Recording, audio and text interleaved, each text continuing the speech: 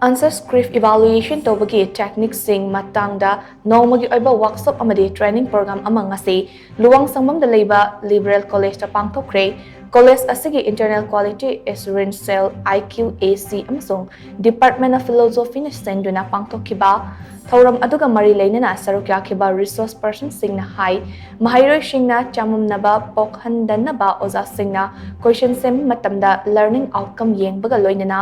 mahairoi singa knowledge amasung understanding gi chang ado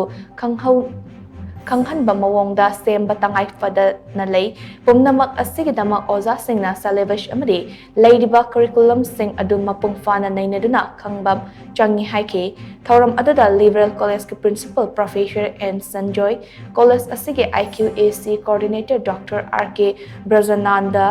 Dhanamanduri College of Teachers Education ke associate professor KH Dinesh Kumar amadi Dr. A Dinesh Varsu sarukya ke